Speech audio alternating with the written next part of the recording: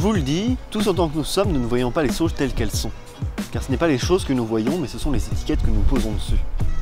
C'est-à-dire, qui face à un stylo, il reste lancé dans une description, c'est un objet long, oblique, translucide, avec un bout et une mine qui sert à retirer de l'encre. Personne, en fait, on dit que c'est un stylo et on pose l'étiquette du stylo sur l'objet. Et d'ailleurs, en fait, il est nécessaire d'effectuer ce raccourci parce que du coup, la description, elle pourrait s'étaler dans le temps jusqu'à l'infini. Voir une chaise ou en fait voir un stylo, ce n'est pas voir l'étiquette qu'on pose dessus, car en fait, il y a bien d'autres choses qui sont derrière cette étiquette et c'est ce qui est important de considérer. On saisit des caractères de l'objet de par son utilité relative à nous, c'est-à-dire qu'on va considérer le stylo de par l'utilité qu'on en fait.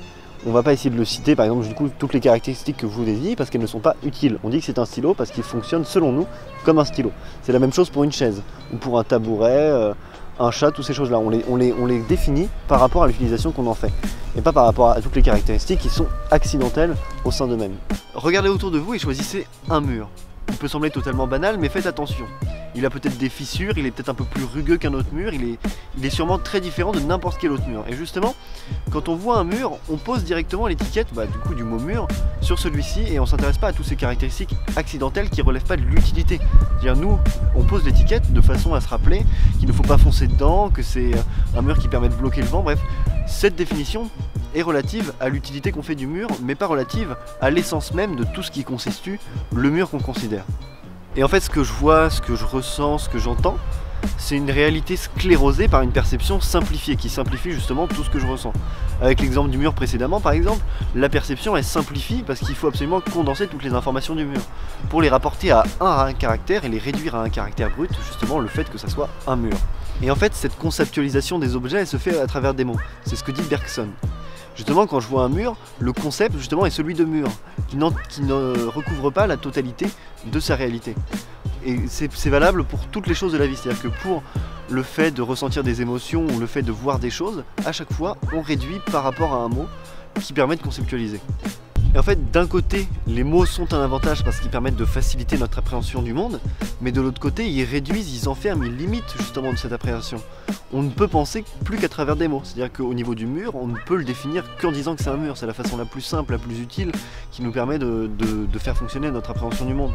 Et justement, ce qu'il faut bien voir, c'est ces deux penchants de la conceptualisation des mots. Et soit on donne de l'importance à ce que le concept implique, mais on met de côté justement tout ce qui n'est pas compris dans le concept, toutes les caractéristiques accidentelles de l'objet. Et le problème, c'est pas tant qu'on fasse ça au mur, mais c'est qu'en fait cette conceptualisation de tout ce qui se passe dans notre vie, on la fait aussi aux personnes et on l'applique aussi à nous-mêmes. Et ça peut poser problème. Par exemple, avec les gens, cette conceptualisation, on la fait très facilement. Si on arrive dans un groupe et qu'on ne connaît pas très bien les gens, on va avoir tendance à les caractériser par leurs caractéristiques les plus globales. Par exemple, je sais pas, celui-ci porte un chapeau, celui-ci il est roux, des choses assez claires en fait qui nous permettent de différencier certaines personnes d'autres. Et cette chose-là, on la fait non seulement du coup avec les objets autour de nous, mais aussi avec les personnes et encore plus avec nous-mêmes. Et oui, du coup, ça va même plus loin, c'est-à-dire dans nos émotions nous-mêmes, on a tendance à poser des étiquettes. Si je vous demande par exemple quelle est cette effusion de joie que vous ressentez quand vous croisez la personne que vous aimez, forcément vous allez parler d'amour, comme moi-même j'ai parlé du mot amour d'ailleurs. Et justement, ça c'est une forme de catégorisation des sentiments. Si vous vous demandez pourquoi vous souriez, vous allez penser peut-être que c'est de la joie. Pourquoi vous tremblez, c'est peut-être que vous avez peur. Et justement, en fait, on élimine dans la palette en fait, des sentiments, il y a énormément de nuances, et nous on a tendance à saisir juste une toute petite partie, une infime partie qui est celle qui nous est commune à tous. Par exemple, le fait que je souris, c'est le fait que je suis heureux, mais on oublie justement toutes les nuances de bonheur et on les assimile tous ensemble sous le même mot, du coup celui de bonheur. Un peu hors du sujet, je conclurais que c'est un peu aussi ça le but de l'art, c'est de dépasser la conceptualisation des mots. Par exemple, pour un poète, ça va essayer de parler d'amour sans justement évoquer le mot amour.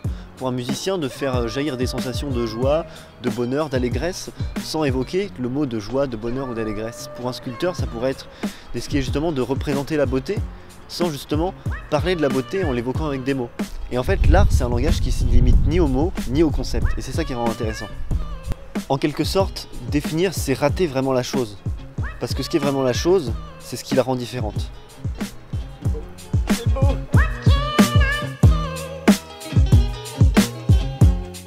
Ne ferme pas la fenêtre tout de suite, juste on aura besoin de toi pour une seule chose. En fait, on va tourner un nouveau concept de vidéo. Et pour les biens de ce concept-là, on aura besoin que tu poses une question en commentaire. Donc que ça soit une question qui soit en rapport avec cette vidéo aussi, ou avec une autre vidéo qu'on a tournée précédemment. Tu laisses ton commentaire, et nous, on en parlera, on en discutera dans une prochaine vidéo. Je te dis merci et à très vite.